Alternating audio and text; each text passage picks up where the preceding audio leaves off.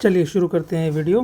UGC net JRF परीक्षा दिसंबर 2020 और जून 2021 का कंबाइंड एग्ज़ाम हुआ था 26 दिसंबर 2021 को ड्यू टू कोविड-19। तो ये प्रथम पाली का प्रश्न पत्र है, ये द्वितीय प्रश्न पत्र है, प्रथम पाली का है। इसे हम डिटेल में सॉल्व करेंगे। Let's start with the question number 1। शुरू करते हैं।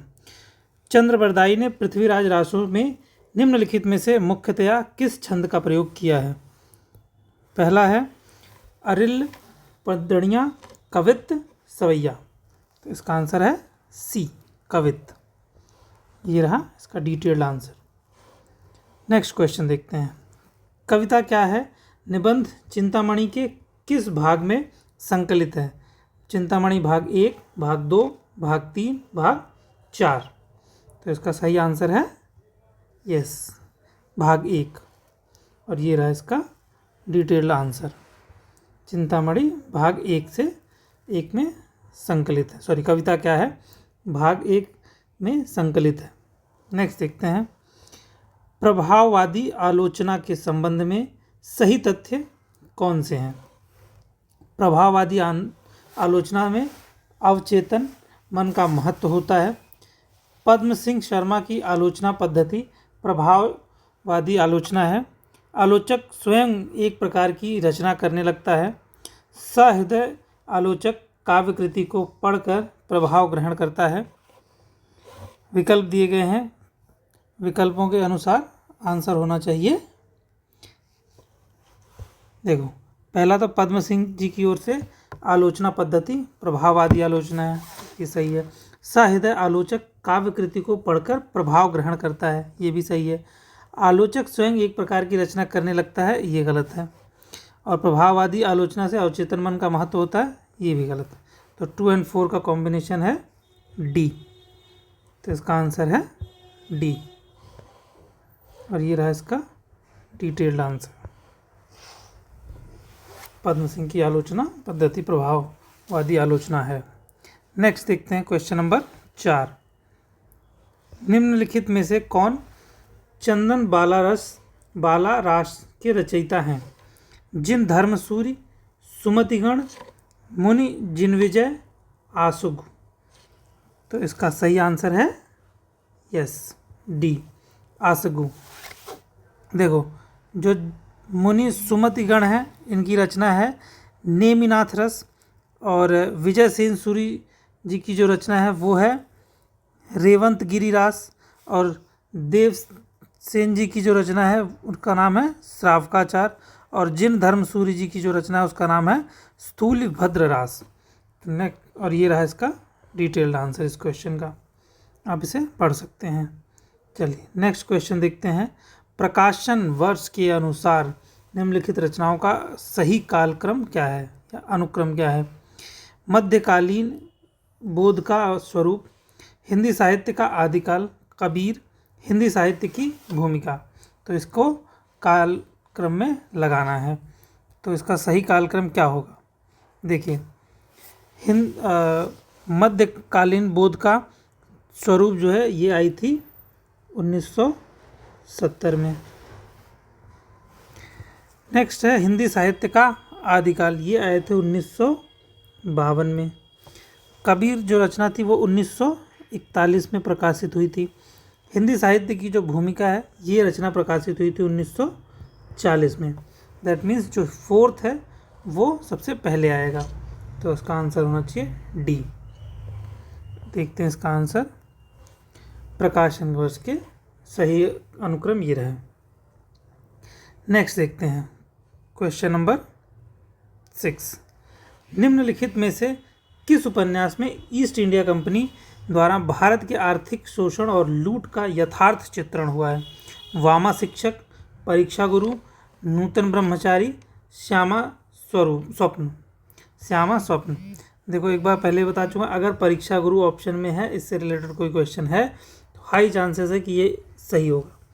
तो यही है इसका आंसर, परीक्षा गुरु बी। पिछले वाले साल में 2020 के जून पेपर में 2 क्वेश्चन था, प्रथम पाली में भी था, द्वितीय पाली में भी परीक्षा गुरु से क्वेश्चन था। और देख लो दिसंबर 2021 में भी फिर आ गया परीक्षा गुरु पे क्वेश्चन, तो इसलिए अच्छे से फिर तैयार करके जाना परीक्षा गुरु को। नेक्स्ट देखते हैं। हाय रुक गया यही संसार, बना सिंदूर अनल अंगार, वातहत लतिका वह सुकुमार, पड़ी है छिन्न धार। इस काव्यांश का प्रतिपाद्य है स्त्री स्वावलंबी है, पुरुष के बिना स्त्री का कोई अस्तित्व नहीं है, स्त्री के बिना पुरुष अधूरा है, स्त्री पुरुष स्वच्छंद है। इसका आंसर है, हाँ जी क्या है, पुरुष के बिना स्त्री का कोई अस्तित्व नहीं है। बी है इसका आंसर। ये रहा इसका डिटेल्ड आंसर। और ये रचना है सुमित्रानंदन पंत जी की, परिवर्तन पुस्तक से ये लिया गया है। नेक्स्ट देखते हैं क्वेश्चन। इसको कालक्रम में लगाना है प्रकाशन वर्ष के अनुसार। शेखर एक जीवनी, तमस, बाण भट्ट की आत्मकथा, मैला आंचल। देखो शेखर एक जीवनी जो है ये रचना 1940 में प्रकाशित हुई थी। तमस जो है वो प्रकाशित हुई थी भीष्म साहनी जी द्वारा 1973 में। बाण भट्ट की आत्मकथा 1946 में प्रकाशित हुई थी। और मैला आंचल जो है फणीश्वर नाथ रेणु जी की, ये 1954 में प्रकाशित हुई थी। तो इस हिसाब से लेटेस्ट है, मतलब सबसे पुरानी है 1940 वाली शेखर एक जीवनी। तो पहला यानी बी में है। फिर सेकंड नंबर पे आता है बाण भट्ट की आत्मकथा यानी 3। तो ऑप्शन डी हो जाएगा सही। नेक्स्ट क्वेश्चन देखते हैं। सूची 1 और सूची 2 से सुमेलित करना है। प्लेटो, बिमसाट डब्ल्यू के, नेक्स्ट है Coleridge, Frank Raymond, Lewis, lecturers. और इसका हमें सुमेल करना है। देखो प्लेटो का जो सिद्धांत है वो यान है। और बिस्मार्क डब्ल्यू का जो है वो लिटरेचर, अगले वाले इसमें है, ये है लिटरेचर क्रिटिसिज्म ए शॉर्ट हिस्ट्री। और कॉलरिज का जो ग्रंथ है वो है लेक्चर ऑन शेक्सपियर, कॉलरिज। और फ्रैंक रेमंड नेक्स्ट वाले में आ जाएंगे। तो कुल मिला के इसका आंसर होना चाहिए ए। और ये रहा इसका डिटेल्ड आंसर। चलिए नेक्स्ट क्वेश्चन सॉल्व करते हैं। निम्नलिखित में से किस आचार्य ने रीति का एक भेद अवंती को माना है? भामह, वामन, कुंतक, भोजराज। रीति का एक भेद अवंती को माना है, तो उसका आंसर है डी, भोजराज। भामह और कुंतक और वामन ये तीनों ने नहीं माना है। ये रहा इसका डिटेल आंसर। नेक्स्ट देखते हैं। भारत दुर्दशा के आखिरी अंक में भारत भाग्य क्या करता है? भारत को जगाता है, भारत के हत भाग्य पर क्रोधित होता है, घायल भारत को छोड़कर चला जाता है, भारत के सीने में कटार से आघात करता है। उठो भारत भाई मिलके गावो सब, हा हा भारत दुर्दशा न देखी जाए। इसका आंसर है ए, वो भारत को जगाता है। और ये आखिरी अंक में भारत भाग्य भारत को जगाता है। ये रहा इसका डिटेल आंसर।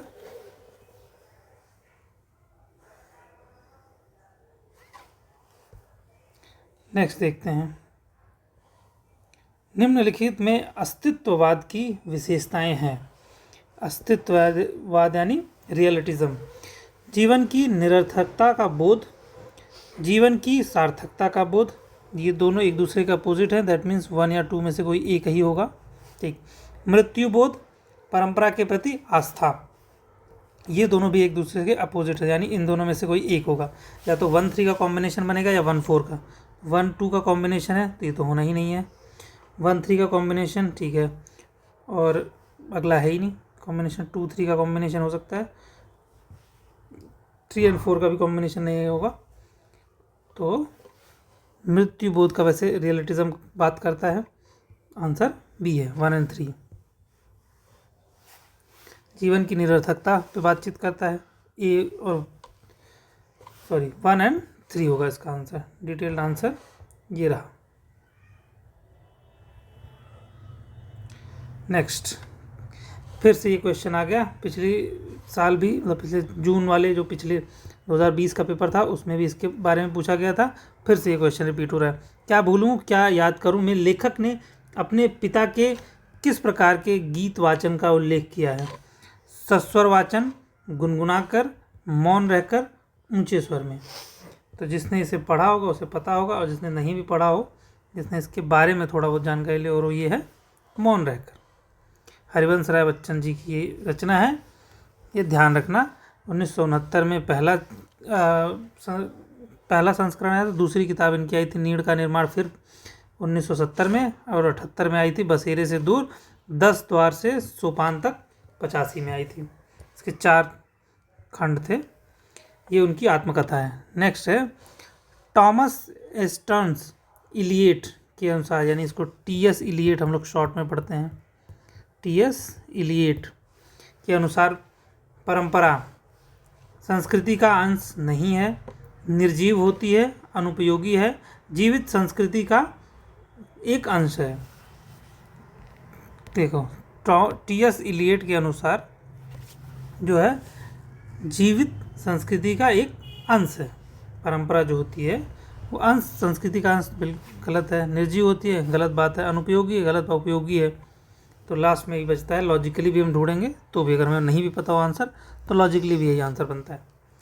नेक्स्ट देखते हैं, चंद्रदेव से मेरी बातें हिंदी साहित्य की पहली कहानी थी जिसने अपने समय की राजनीति और अर्थनीति को केंद्रीय कथ्य बनाया।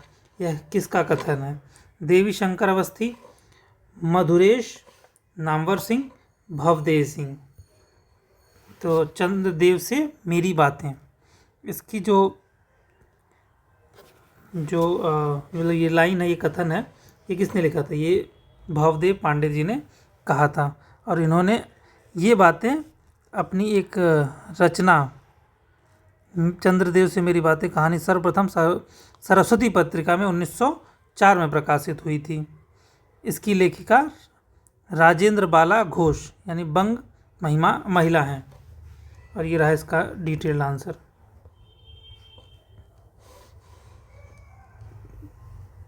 नेक्स्ट देखते हैं,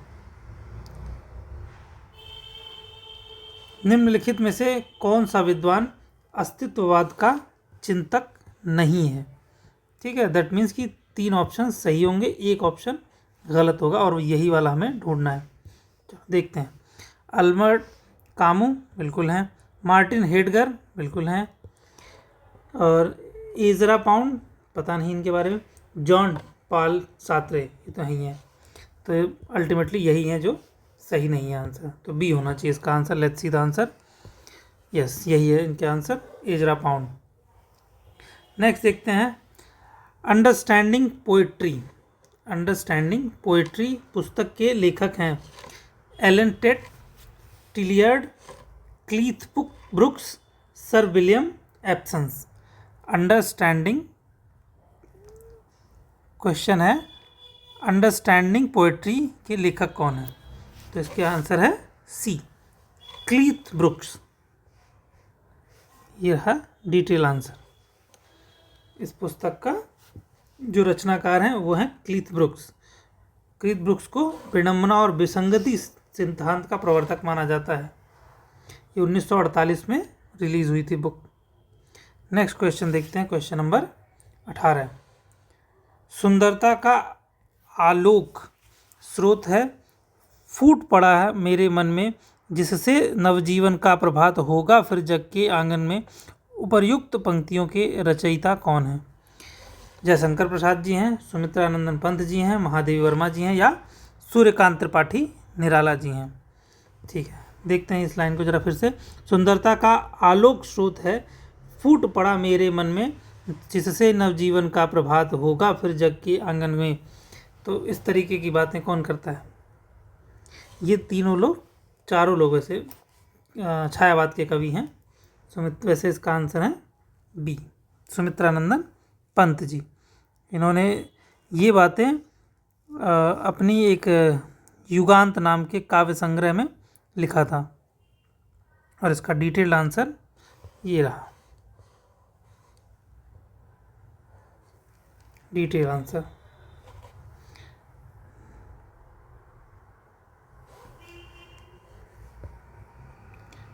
नेक्स्ट क्वेश्चन देखते हैं। लाला श्रीनिवास दास की रचनाएं प्रहलाद चरित, रणधीर, प्रेम मोहिनी, नियम निर्घोष, कीर्ति केतु। देखो, इस क्वेश्चन को सॉल्व करने से पहले एक और बात बोल दूं। लाला श्रीनिवास दास, परीक्षा गुरु, ये दो बहुत ही इम्पोर्टेंट लोग हैं और इनकी रचना लाला श्रीनिवास दास से क्वेश्चन आता ही आता है, एक परीक्षा गुरु से एक क्वेश्चन आता ही आता है। तो इनके बारे में और इनकी ये जो रचना है परीक्षा गुरु, इसके बारे में आप अच्छे से पढ़ लो क्योंकि ये क्वेश्चन रिपीट हो ही रहा है। चलो इस क्वेश्चन को सॉल्व करते हैं। इनकी जो दो रचनाएं हैं, प्रहलाद मैंने तो पढ़ दिया, वैसे इसका आंसर है प्रहलाद चरित और रणधीर और प्रेम मोहिनी, ये दोनों इन्हीं की लिखी हुई रचना है। नियम निर्घोष जो है ये इनकी लिखी हुई रचना नहीं है। दूसरी जो है कीर्ति केतु, ये भी इनकी लिखी हुई रचना नहीं है। कीर्ति केतु के रचयिता हैं बाबू तोताराम। चलो नेक्स्ट क्वेश्चन देखते हैं और ये रहा डिटेल्ड आंसर। ठीक है, नेक्स्ट क्वेश्चन सॉल्व करते हैं। गीत फरोश कविता में भवानी प्रसाद मिश्र कहना चाहते हैं कि व्यावसायिकता के कारण आज का कवि अपने गीत बेचने के लिए मजबूर है। आज का कवि ग्राहक की मर्जी के अनुसार गीत लिखने के लिए अभिशप्त है। कवि केवल खुशी के लिए गीत लिखता है, कवि शौक से गीत लिखता है और बेचता है। देखो, जिनकी ये बात की जा रही है जनाब हैं भवानी प्रसाद मिश्र जी। आज पानी गिर रहा है फिर नज़र में चिर, ये बहुत ही समझदार कवि थे।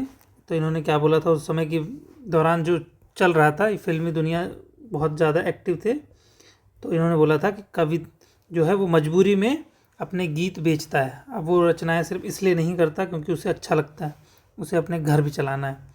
तो इसलिए पहली और दूसरी लाइन जो लिखी है ये दोनों सही है। कवि ग्राहक की मर्जी के अनुसार लिखता है।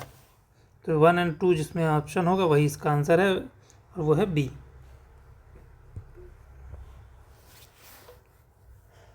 और ये रहा डिटेल्ड आंसर, इसे पढ़ लीजिएगा। नेक्स्ट देखते हैं। असर्सन और रीजन के बेस पे क्वेश्चन आ रहा है। चलो असर्सन देखते हैं। वीर कर्म से अलग वीरत्व का अस्तित्व नहीं है। अच्छा जी, क्योंकि वीरत्व की अभिव्यक्ति कठोर साधना में होती है।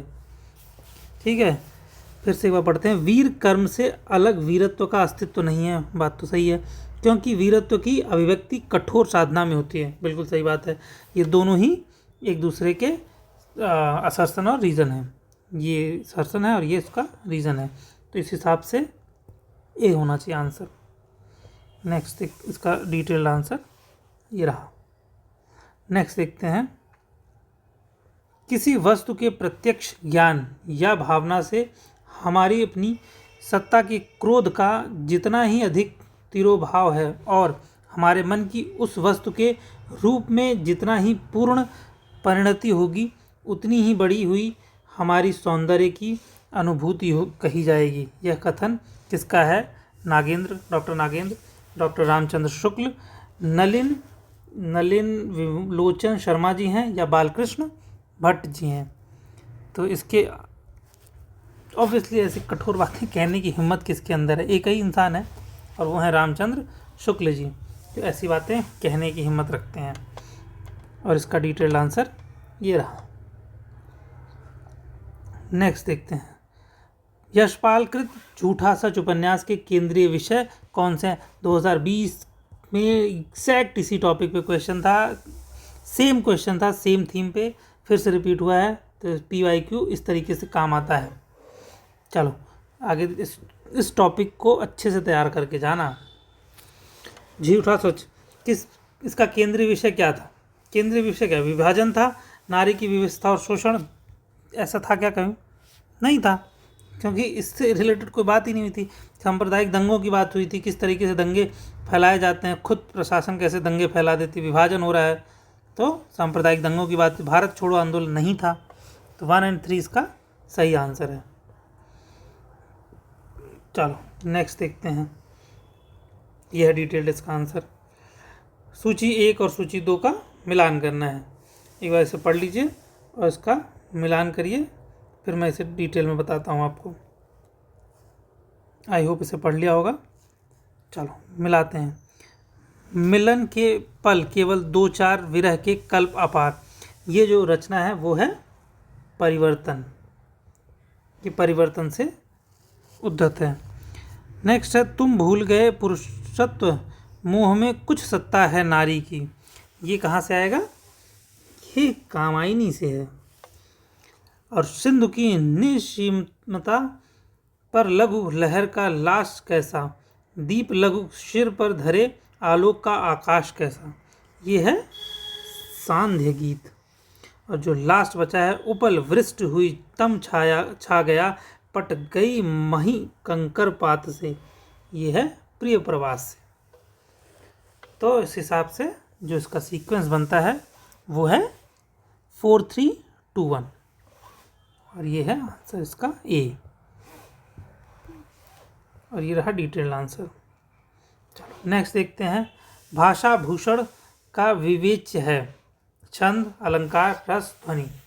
भाषा भूषण का विवेच्य क्या है? अलंकार है। चलो नेक्स्ट देखते हैं इसका डिटेल्ड आंसर। ये रहा। नेक्स्ट देखते हैं। कुबेर नाथ राय के निबंध संग्रह हैं बेहया का जंगल, कामधेनु, आगम की नाव, दूसरी सतह। अब कुबेर नाथ का निबंध संग्रह कौन सा है?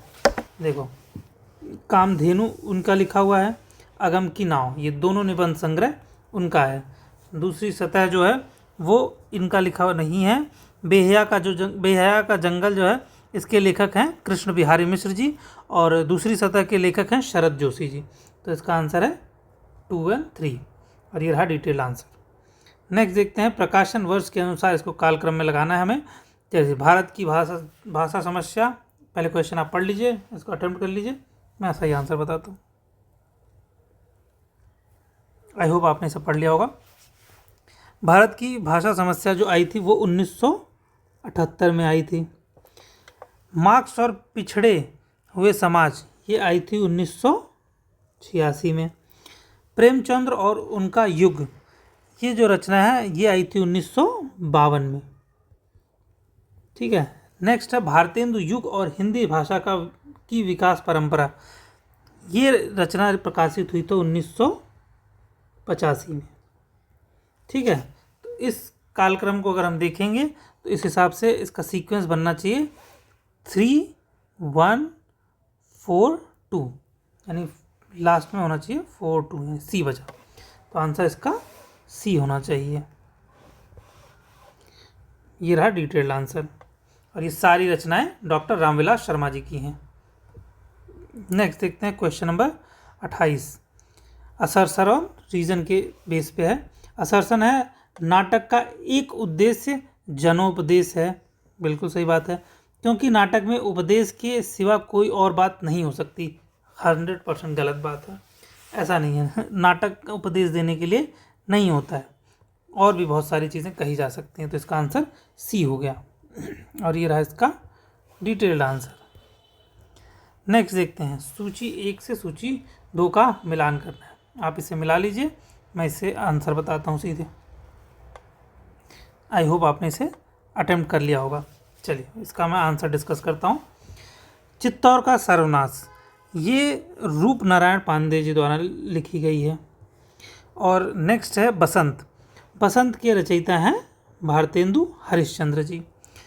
जुलूस रुका है, इसके रचनाकार हैं विवेकी राय। और नेक्स्ट है गांव का मन, इसके रचनाकार हैं विद्या निवास मिश्र जी। ये जो 4, इसमें से 4 नहीं 2 जो राइटर हैं, इन पे पिछली साल भी क्वेश्चन आया था जून में, इस साल भी क्वेश्चन आ रहा है। तो इन 2 लोग को पढ़ लेना चाहिए, इनकी रचनाओं के बारे में भी पढ़ लेना चाहिए। ठीक, अब इस हिसाब से चलो सीक्वेंस देख लेते हैं क्या है इसका। 3 4 1 2, 3 4 1 2, ये है इसका सीक्वेंस। ये है इसका ऑप्शन और ये रहा डिटेल्ड आंसर।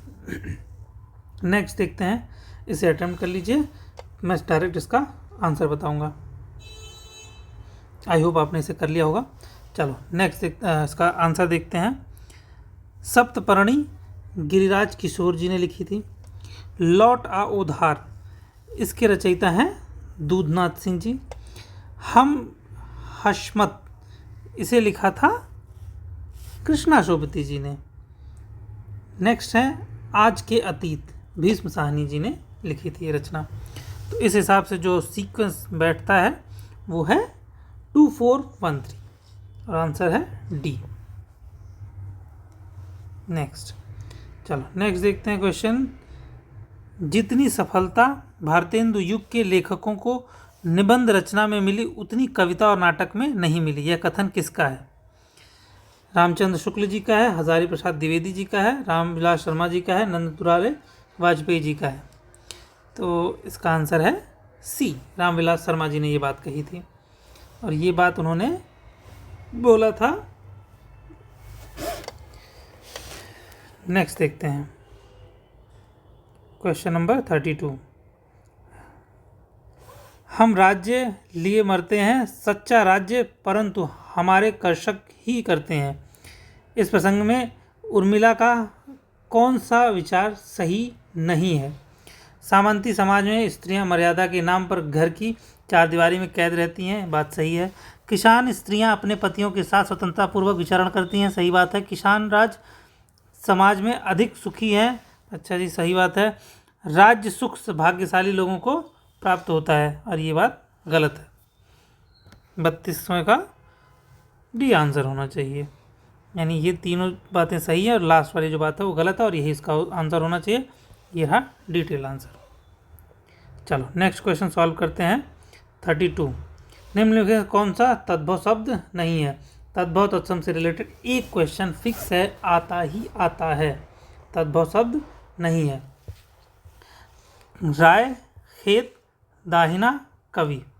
इसका आंसर क्या है? कवि। कवि जो है वो तत्सम शब्द है।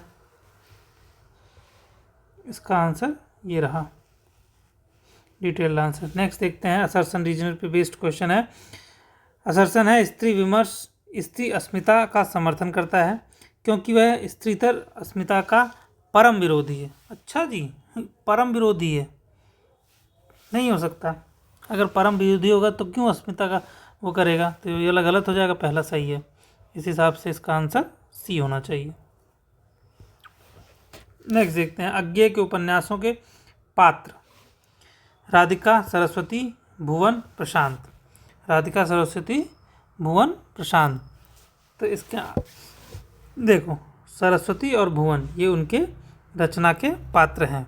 सरस्वती जो है वो शेखर एक जीवनी का पार्ट है और भुवन जो है वो नदी के द्वीप, भुवन नदी के द्वीप का एक कैरेक्टर है। नेक्स्ट देखते हैं प्रशांत जो है वो मैला आंचल का कैरेक्टर है।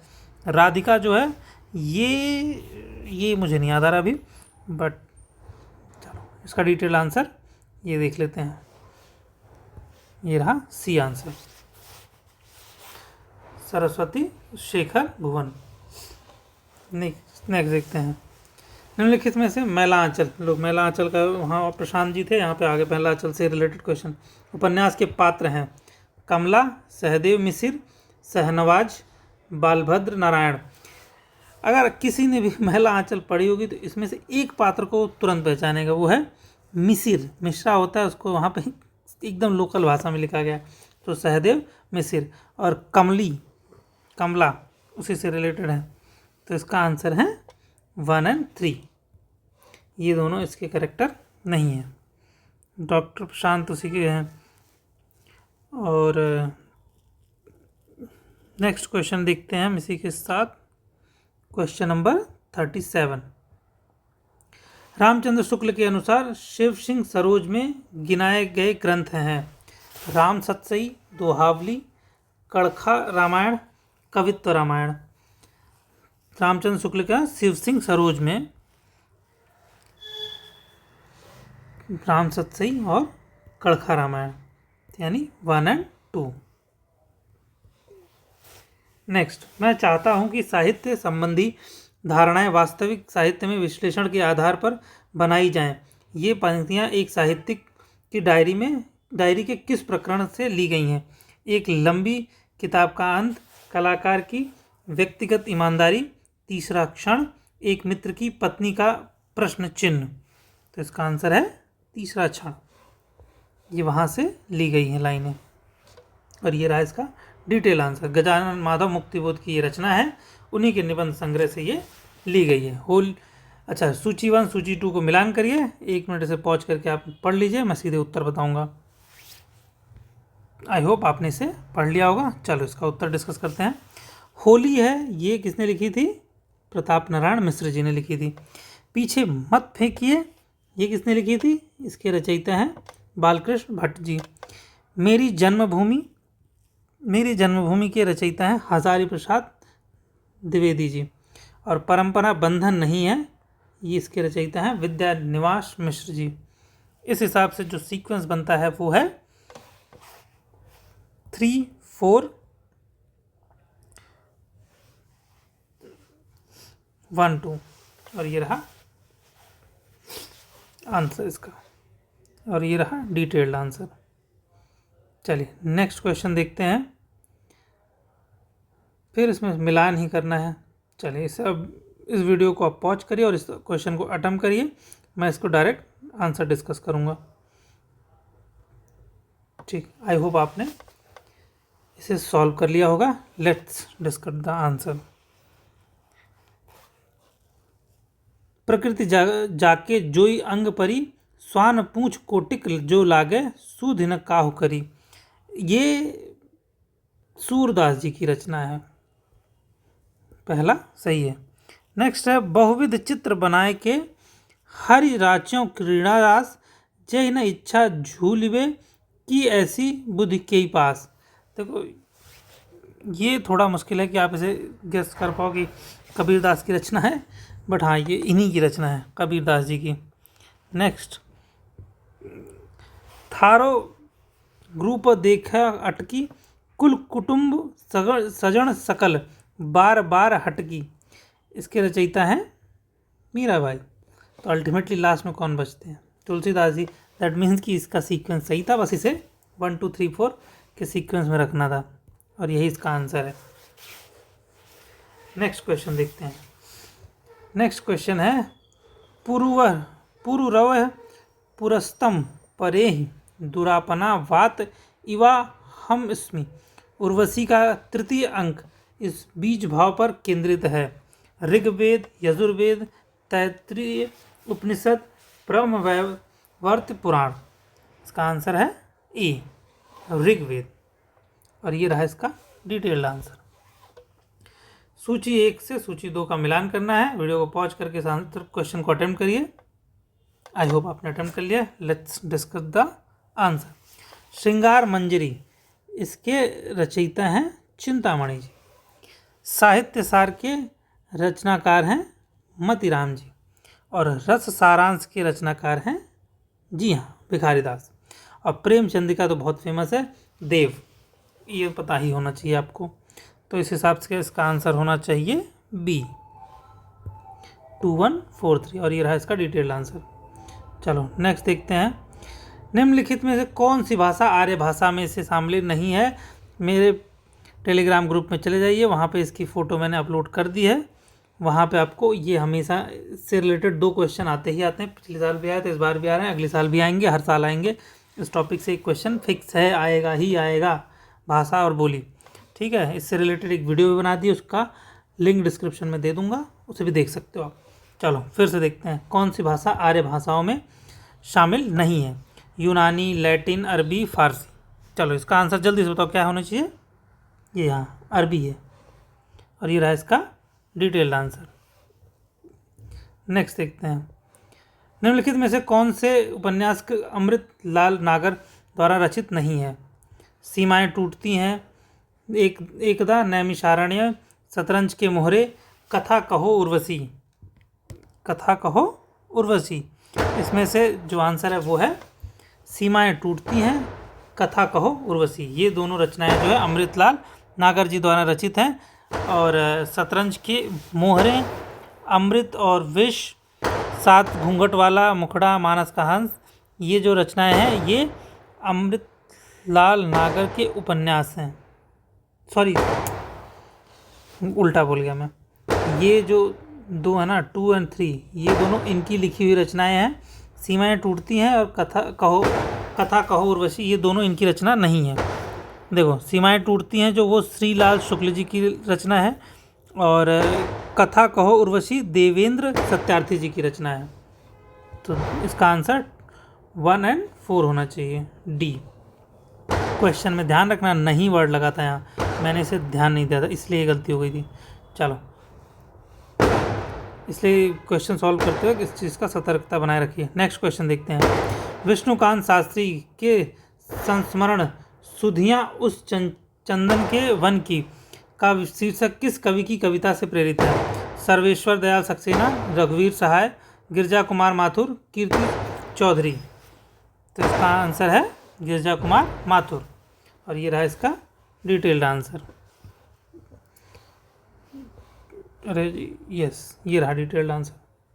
चलो नेक्स्ट देखते हैं क्वेश्चन नंबर 46। असर्सन रीजन है, असर्सन पूछ रहा है दलित विमर्श का वैचारिक आधार बाबा अंबेडकर का दर्शन है, क्योंकि डॉक्टर अंबेडकर दर्शन पर एकमात्र दलित विचार विमर्श कर सकता है। गलत बात है, तो इसका पहला सही है, दूसरा गलत है, यानी सी आंसर होना चाहिए इसका answer. Let's see the answer. जी हाँ, सी है।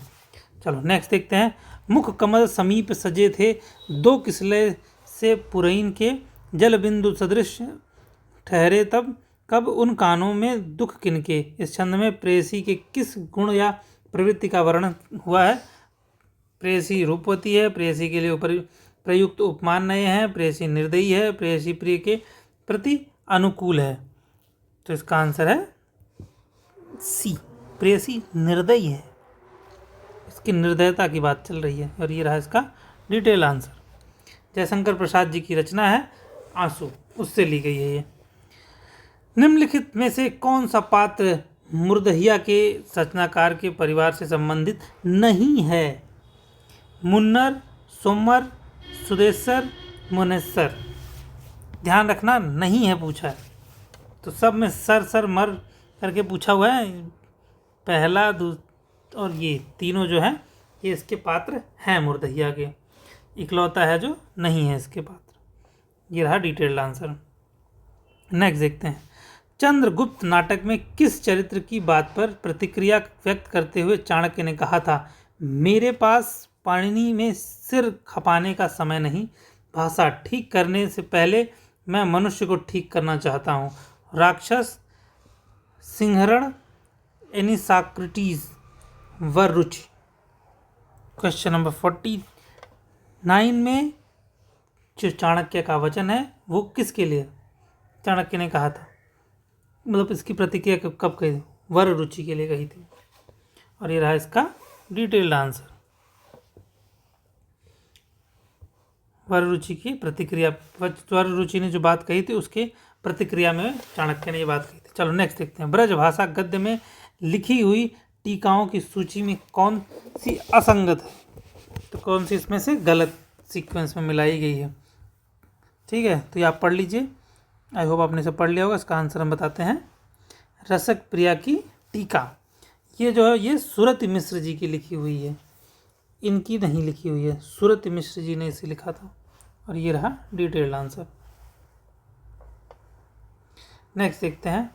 निम्नलिखित में कौन सी कहानी ठुमरी कहानी संग्रह में नहीं है? आदिम रात्रि की महक, पंचलाइट, तीसरी कसम, रसिक प्रिया। ये पिछली बार PYQ में पूछा था ठुमरी, फिर से रिपीट हो गया। चलो, और इस बार इसने पूछा है नहीं है, ये नहीं पूछा कौन सी है, इसने पूछा कौन सी नहीं है, तो वो है आदिम रात्रि की महक। बाकी के ये तीनों इसके पार्ट हैं, मतलब संग्रह, उस कहानी संग्रह का पार्ट ठुमरी के, और ये रहा इसका डिटेल आंसर। और सारी की सारी रचना फणीश्वरनाथ रेणु की लिखी हुई हैं, फणीश्वरनाथ रेणु जी ने लिखी थी ये रचनाएं, बहुत प्यारी है। पंचलाइट, तीसरी कसम, इस पे एक तीसरी कसम पे फिल्म भी बन चुकी है जिसका नाम ही तीसरी कसम है। तीसरी कसम उर्फ मारे गए गुलफाम। नेक्स्ट देखते हैं। रामचंद्र शुक्ल के अनुसार इंशाअल्लाह खां ने अपनी भाषा को किस प्रकार के शब्दों से मुक्त रखने की प्रतिज्ञा नहीं की थी। ध्यान रखना, पूरा सेंटेंस पढ़ते पढ़ते ये नहीं मिस किए ना तो पूरा आंसर बदल जाता है। कौन से प्रतिज्ञा नहीं की थी? बाहर की बोली के लिए, गंवारी के लिए, भाखापन के लिए, तत्सम के लिए। तो भाई इसका आंसर है तत्सम के लिए। उन्होंने इसके लिए कोई कसम वसम नहीं खाई थी, और ये है इसका आंसर।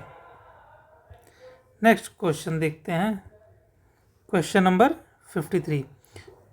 तो पर वारों उर्वशी सुन राधिके सुजान, तू मोहन कै उर्वशी होय उर्वशी समान। इस दोहे में सखी राधा से क्या कह रही है?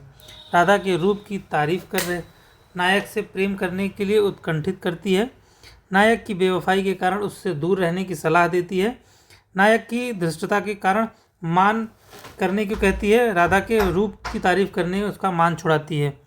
ठीक है, तो इसका आंसर है राधा के रूप की तारीफ करके उसका मान छुड़ाती है।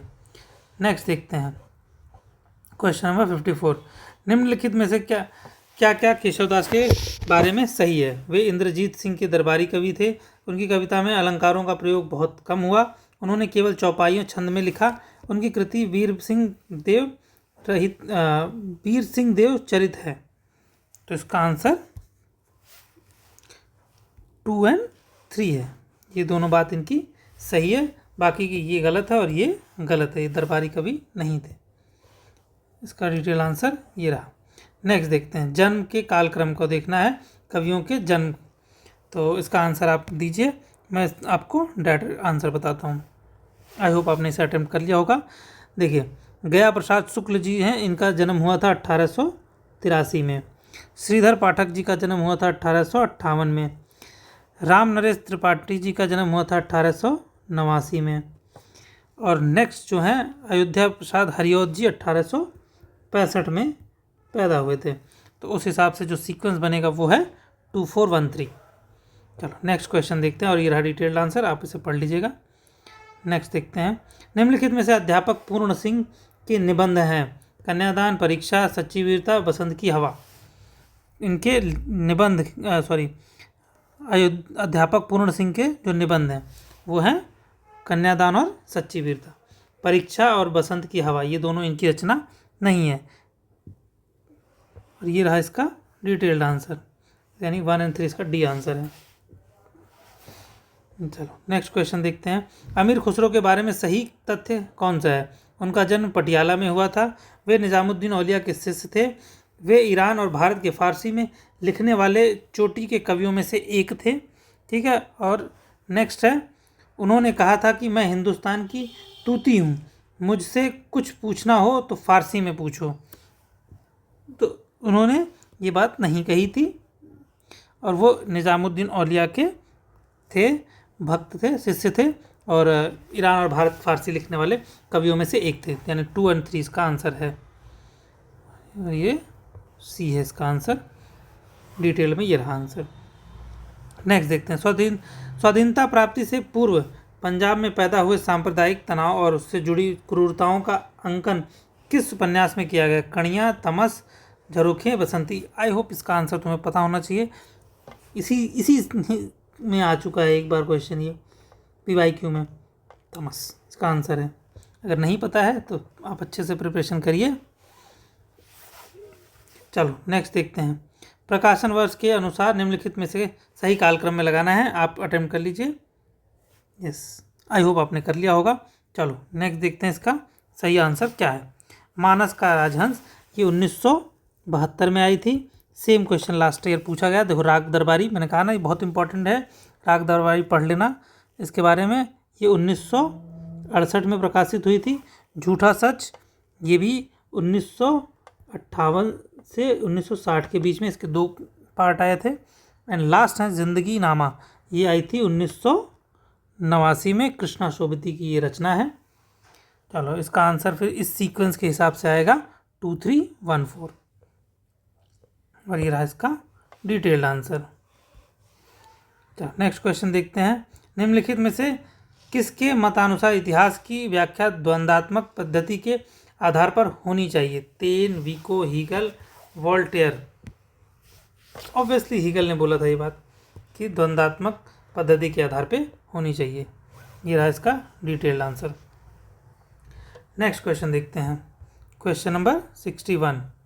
अरे यायावर याद रहेगा, बहुत प्यारी का, अरे यायावर याद रहेगा में संकलित परशुराम से तुरखम पाठ के संदर्भ में निम्नलिखित में से क्या क्या सही है? एक टायर की राम कहानी, लेखक के चालक की कहानी, मिस्टर पीटर की कहानी, ब्रह्मपुत्र की कहानी। ठीक है, तो इसका आंसर है 1 और 2। ये दोनों सही है, यानी सी है, ये दोनों नहीं है। प्रताप नारायण मिश्र की ये रचना है, अरे या सॉरी आज्ञेय की रचना, अरे यायावर याद रहेगा। नेक्स्ट देखते हैं, बड़े आदमियों को अपने नाक दूसरों की जान से प्यारी होगी, हमें तो अपनी नाक इतनी प्यारी नहीं। यह गोदान के किस पात्र की भाव अभिव्यक्ति है? धनिया, सिलिया, झुनिया, पटेश्वरी। जी जबरदस्त क्वेश्चन। ये गुस्से वाला लाइन है, तो कौन बोल सकता है? गोदान का कौन सा करेक्टर है जो गुस्से को दिखाता है इनमें से? झुनिया नहीं दिखाती, सिलिया में सबसे खतरनाक करेक्टर है धनिया, होरी की वाइफ। ठीक है, तो इसी ने ये लाइन कही थी। ये रहा डिटेल्ड आंसर। नेक्स्ट देखते हैं, प्रिय प्रवास के संबंध में सही तथ्य है। इसमें हिंदी के मात्रिक छंद का प्रयोग हुआ है। प्रिय प्रवास खड़ी बोली हिंदी का पहला महाकाव्य है। इसके छंद में तुकांतता नहीं है। इसमें 27 सर्ग हैं। अच्छा जी, इसका प्रिय प्रवास की खड़ी बोली हिंदी का पहला महाकाव्य है, सही बात है। ये रामचंद्र शुक्ल जी ने भी कहा है। इसके छंदों में तुकांतता नहीं है, ये भी सही बात है, क्योंकि पहला है तो ऑब्वियसली गलतियाँ होंगी। आदमी कोशिश कर रहा है, नई चीज़ ट्राई कर रहा है। ये रहा इसका डिटेल्ड आंसर। तो गलतियाँ तो होंगी ही, फिर धीरे धीरे चीज़ें उभरती हैं। नेक्स्ट है, पुरूरवा द्वारा कहे गए संवाद हैं। कवि और प्रेमी एक ही नहीं है। प्रेमी तन की सुंदरता पर मुग्ध होता है, जबकि कवि देह से दूर जाता है। वाह, मैं तुम्हारे हाथ का लीला कमल हूँ। नेक्स्ट है, कुसुम और कामिनी दोनों सुंदर होते हैं, परंतु फूल अधिक सुंदर होते हैं। प्रेम केवल जलन नहीं, वह अमृत शिखा भी है। ठीक है, तो इसकी ये वाली बात तो सही है, और इसकी ये वाली बात भी सही है। पुरूरवा द्वारा ये कहे गए संवाद हैं। पुरूरवा ने ये बात नहीं कही थी, पहले और तीसरी वाली लाइन नहीं कही थी पुरूरवा ने। तो ये है डिटेल्ड आंसर। नेक्स्ट देखते हैं, परिंदे संग्रह में संकलित कहानियों की संख्या।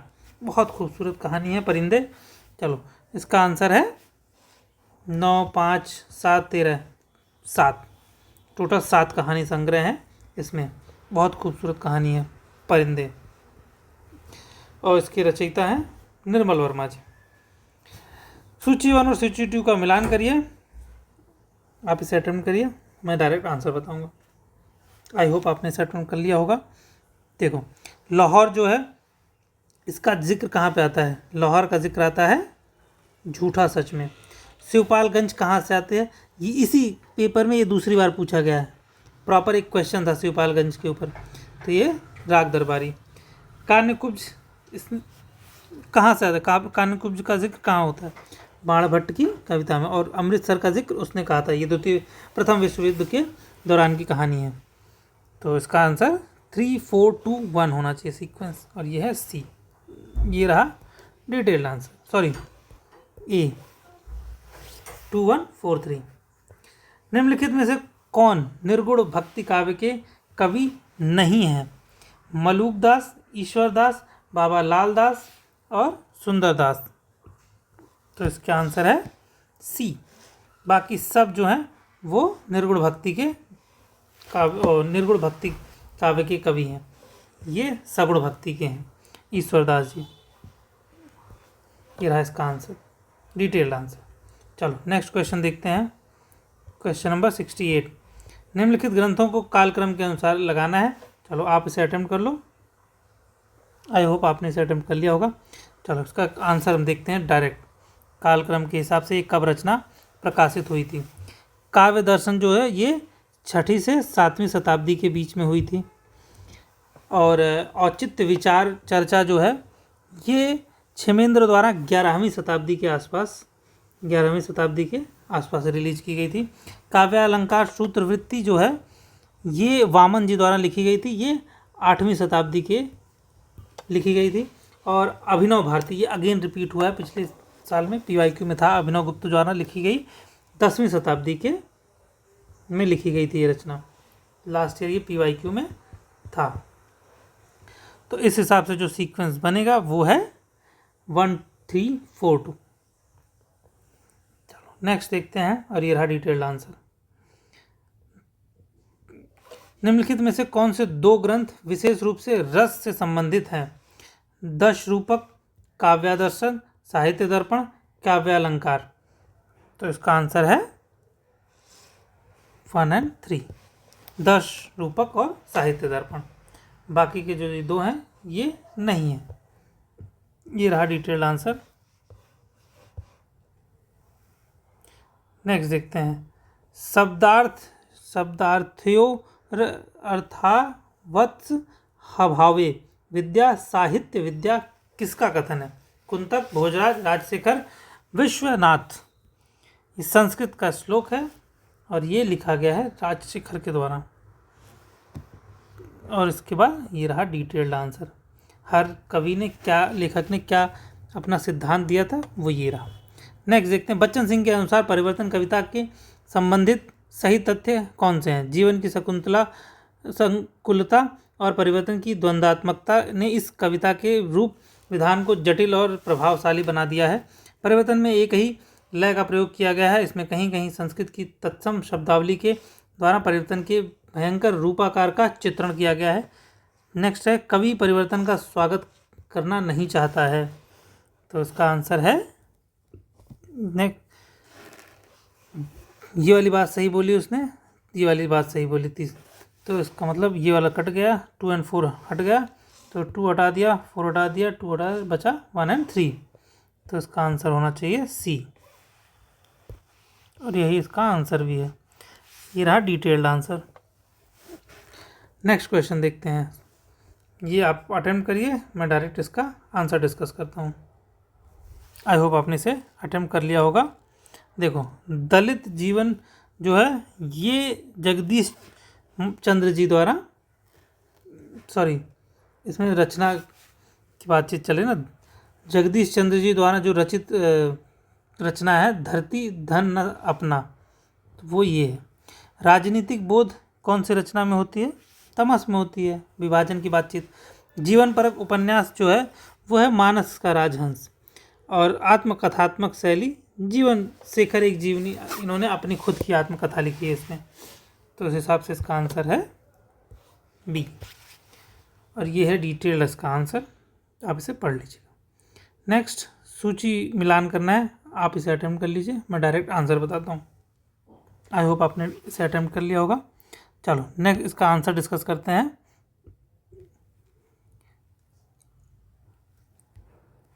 अभिमन्यु अनंत जो है वो मॉरिशस का जिक्र करता है, शहर का।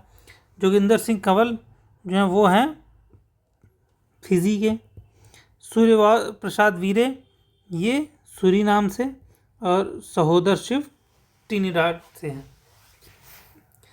चलिए नेक्स्ट देखते हैं क्वेश्चन, ये रहा डिटेल्ड आंसर। प्रकाशन वर्ष के अनुसार इसे कालक्रम में लगाना है। आप इसे अटेम्प्ट करो, मैं इसे डायरेक्ट सॉल्व करता हूँ। आई होप अटेम्प्ट कर लिया होगा। देखो, अस्मिता के लिए जो आई थी वो पुस्तक 1981 में प्रकाशित हुई थी। आलोक पर 1972 में प्रकाशित हुई थी। बकलम खुद जो है वो 1951 में प्रकाशित हुई थी। मन भवन की नौका, ये पुस्तक कुबेरनाथ जी द्वारा लिखी है और ये 1982 में प्रकाशित हुई थी। तो इस सीक्वेंस के हिसाब से अगर हम देखेंगे तो बनेगा हमारा 3 2 1 4, और ये रहा इसका आंसर, डिटेल्ड आंसर ये रहा। चलो नेक्स्ट क्वेश्चन देखते हैं। रामचंद्र शुक्ल ने उसने कहा था कहानी के बारे में लिखा है। ये कहानियाँ जीवन में बड़े मार्मिक रूप में होती थी। उसमें भीतर से प्रेम का एक स्वर्गीय स्वरूप झांक रहा है। दूसरी कोटि की कहानियों में एक बड़ा भारी भेद है। इसकी घटनाएं ही बोल रही हैं, पात्रों के बोलने की अपेक्षा नहीं है। निम्नलिखित में से कौन से विकल्प सही हैं? तो इसका आंसर है, देखिए, ये वाली बात तो प्रेमचंद शुक्ल जी ने बोली थी और ये वाली बात भी बोली थी, तो इस हिसाब से तीसरा एंड पहला बात कट जाती है।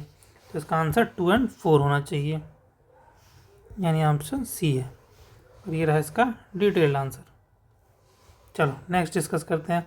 मोहन राकेश की कहानी संग्रहों का प्रकाशन वर्ष कालक्रम के अनुसार लगाना है हमें। आप इसे अटेम्प्ट करो, मैं इसे डायरेक्ट आंसर बताता हूँ। आई होप आपने इसे अटेम्प्ट कर लिया होगा। देखो, फौलाद का आकाश जो है वो 1966 में आई थी। नए बादल ये 1957 में प्रकाशित हुई थी।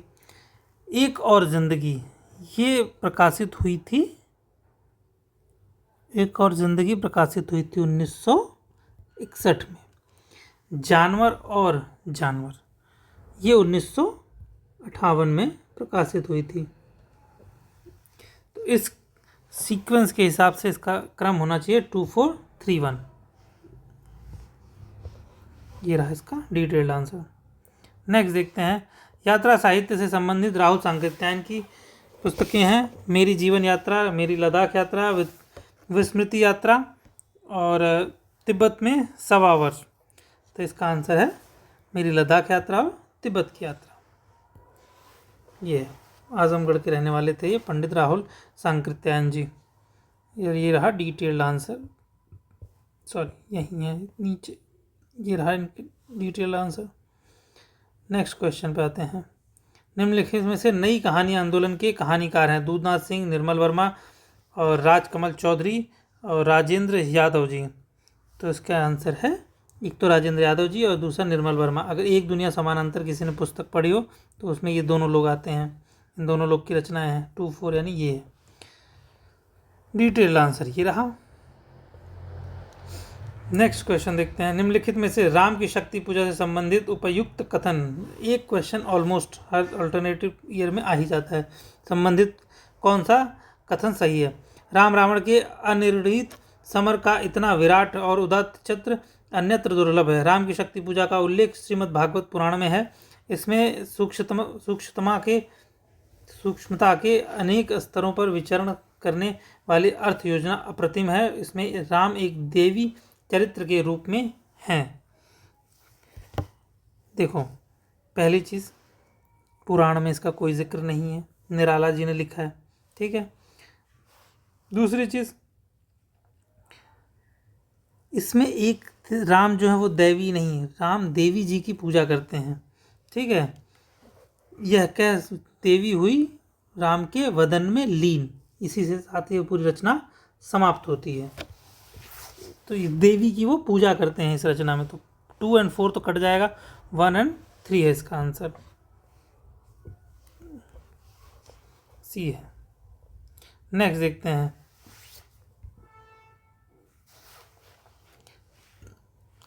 कै बिरहिन कुंक मीच दे, कै आपा दिखलाए, 8 पहर का दाक्षिणा, मोपे सहा न जाए। इन पंक्तियों में प्रेम की किस स्थिति का वर्णन किया गया है? विरह की अतिशयता, प्रिय की निष्ठुरता, प्रेम की सामान्य स्थिति, उपालम। ये तो कहीं से भी नहीं, सामान्य स्थिति तो नहीं है। दूसरी चीज़, प्रिय की निष्ठुरता भी नहीं है, उपालम भी नहीं, विरह की अतिशयता है, विरह है। ये जो पंक्ति है इसमें विरह की बातचीत कही गई है और ये कबीरदास जी ने कही है। चलो, सूची 1 और सूची 2 का मिलान करना है। आई होप आप इसे सॉल्व कर लिए होंगे। हम इसे डायरेक्ट आंसर डिस्कस करते हैं। देखो, राजभाषा आयोग जो है वो 1955 में बनाया गया था। राष्ट्रपति का आदेश 1960 में 5 साल बाद दिया गया था। उसके ठीक 3 साल बाद अधिनियम बनाया गया था, राजभाषा अधिनियम। और राजभाषा नियम जो है वो 1976 में बने थे। तो इस हिसाब से जो इसका कालक्रम बनेगा वो 1, 2, 3, 4 बनेगा। मैंने कुछ गलत किया? नहीं, गलत कर दिया। 2, 3, 4, 1 बनेगा। पहले आएगा 2, फिर 3 आएगा, 4 आएगा, 1 आएगा। तो ये है आंसर इसका। और ये रहा डिटेल्ड आंसर। चलो नेक्स्ट क्वेश्चन देखें। तपय लागी जब जेठ अषाढ़ी, मोहि पी भी झाजनी भई गाढ़ी, तन तन तिनउर भा झूरों खरी, भई बरखा दुख आगरी जारी। इस पूरे कड़वक में नागमती की विरह दशा के बारे में यह विचार किसका है? यह आशिक माशुकों का निर्लज्ज प्रलाप नहीं है, यह हिंदू गृहिणी की विरह वाणी है। इसका सात्विक मर्यादापूर्ण माधुर्य मनोहर है। चंद्रबली पांडे जी ने कहा था, रामचंद्र शुक्ल जी ने कहा था, माता प्रसाद गुप्त जी ने कहा था, या फिर श्याम मनोहर पांडे जी ने कहा था। देखो एक बात बोल दें, जब भी कभी अगर आपको कुछ ना समझ में आए और बहुत कठोर लाइनें लिखी गई हों, बहुत हार्श वर्ड में कोई बात बोली गई और ऑप्शन में शुक्ल जी हों, तो बिना सोचे समझे मार दो टिक। अगर आंसर पता है तो अलग बात है, नहीं पता है तो तुक्का ही मारना है, तो रामचंद्र शुक्ल पे ही तुक्का मारिएगा, फिर आंसर सही हो जाएगा। चलो नेक्स्ट देखते हैं। लो ये क्वेश्चन एग्जैक्ट क्वेश्चन रिपीट हुआ है, लास्ट ईयर यही क्वेश्चन पूछा था, प्रथम पाली में पूछा था, इसी साल अभी इसी वाले पेपर में, साल में क्या इसी पेपर में ही ये पूछा था अभी थोड़ी देर पहले, फिर रिपीट हो गया ये। शिवपालगंज गांव का चित्रण किस उपन्यास में किया गया है? किस उपन्यास में किया गया है? राग दरबारी में। इसका आंसर इसी पेपर में 2 बार ये पूछ लिया गया है। चलो नेक्स्ट क्वेश्चन देखते हैं। ये रहा, पहले डिटेल देख लो इसका आंसर, इसे रट्टा मार लो, ये बहुत काम के प्रश्न है। चलो देखते हैं। सूर्यकांत त्रिपाठी निराला के बारे में रामचंद्र शुक्ल जी की क्या स्थापनाएं हैं? निराला जी बहु वस्तु स्पर्शिनी प्रतिभा है। प्रसाद और पंत की तरह निराला में लाक्षणिक वैलक्षण्य की प्रवृत्ति है। निराला जी को सामाजिक बंधन पसंद थे। निराला जी का बंग भाषा की काव्य शैली का प्रभाव है। ठीक है, तो निराला जी के बारे में जो आचार्य रामचंद्र शुक्ल जी ने कहा था वो था, निराला जी बहुवस्तु स्पर्शनी प्रतिभा वाले हैं और निराला जी पर बंग भाषा का काव्य शैली का प्रभाव है, क्योंकि वो काफ़ी दिन बंगाल में रहे थे, तो इसलिए ऑब्वियसली उनका बंगाल का असर होना ज़रूरी भी है, बनता भी है। तो इस हिसाब से 1 और C होना चाहिए, 1 और 4 होना चाहिए। नेक्स्ट 85 देखते हैं। निम्नलिखित में से क्या क्या अलंकारों के अंतर्गत आते हैं? अलंकारों के अंतर्गत क्या क्या आते हैं? दीपक, उल्लेख, रोमांच व दर्भी। इनमें से कौन कौन से हैं जो अलंकारों के अंदर आते हैं? वो है दीपक और उल्लेख, बाकी रोमांच और वैदर्भी नहीं आते। ठीक है, तो ये रहा डिटेल्ड आंसर, आप इसे पढ़ लीजिए। चलो नेक्स्ट क्वेश्चन डिस्कस करते हैं। असर्सन रीजन है, उपन्यास मानवेतर चित्रण का निषेध करता है क्योंकि यह मानव चरित्र चित्रण पर विशेष बल देता है। अच्छा जी, क्योंकि ये मानव चरित्र पर विशेष चित्रण देता है, ये तो बात सही है, लेकिन उप चित्रण का निषेध करता है? नहीं करता, बिल्कुल मानवेतर चित्रण जरूर करते हैं, तो इसलिए पहला गलत है, दूसरा सही है। ये रहा डिटेल्ड आंसर। नेक्स्ट देखते हैं। कामता प्रसाद गुरु के अनुसार निम्नलिखित का हिंदी भाषा की उत्पत्ति के अनुसार सही कालक्रम क्या है? आप इसे अटेम्प्ट करो, मैं इसका डायरेक्ट आंसर बताता हूँ। देखो ये क्वेश्चन दोबारा एक क्वेश्चन इससे रिलेटेड आ चुका है, फिर आ गया भाषा से रिलेटेड। इसका एक same question, same options exact first पाली में रिपीट हुआ था 2020 में, वही सेम उठा के डाल दिया इन्होंने फिर से। देखो सबसे लास्ट में कौन सी आएगी? वर्तमान हिंदी आएगी, फिर उससे आएगी पश्चिमी हिंदी। ठीक, तो सबसे लास्ट में 4 है, तो 4 जिसमें है वो आंसर हो जाएगा 1 2 3 4। बस एक आपको पता है तो बाकी सारे सॉल्व हो जाएंगे। सेम ऑप्शन भी इन्होंने चेंज नहीं किया, यही सीक्वेंस था 2020 के जून वाले पेपर में, और ये रहा डिटेल्ड आंसर। चलो नेक्स्ट देखते हैं। निम्नलिखित में से किसका संबंध मनोविश्लेषणवाद से नहीं है? कामवृत्ति, अहम, पाठ संरचना, मनोविश्लेषण पद्धति। ऑब्वियसली पाठ संरचना, इससे इसका कोई उससे लेना देना नहीं है मनोविश्लेषण से। बाकी तीनों का कामवृत्ति, अहम और मनोविश्लेषण का पद्धति का इससे लेना देना है। नेक्स्ट देखते हैं। तीसरी कसम कहानी में चित्रित है फारबिसगंज और आही हिंगना, चिथरिया पीर, सिरपुर बाजार। जिसने इसे पढ़ा होगा उसके लिए भी रियल लाइफ एग्जाम में जब वो बैठा होगा तो इसे हल करना थोड़ा मुश्किल होगा, क्योंकि ये याद आना थोड़ा मुश्किल है। वैसे इसका आंसर है फारसिफगंज और सिरपुर बाजार, क्योंकि इन दोनों का जिक्र होता है, बट चिथरिया पीर और इसका जिक्र इसमें नहीं है। ठीक है, चलो इसका डिटेल्ड आंसर ये रहा। नेक्स्ट देखते हैं, तुम्हारा पथेर दाबी पढ़ लिया पुस्तक उत्तेजक है, अर्थात अंग्रेजी शासन के विरुद्ध पाठकों के मन को अप्रसन्न करती है। आवारा मसीहा में यह किसका कथन? आवारा मसीहा भी इम्पोर्टेंट बुक है, इसे पढ़ लीजिएगा। ठीक है, ये फिर पूछा गया है। इसके रचयिता हैं रविंद्रनाथ टैगोर जी, और ये रहा डिटेल्ड आंसर।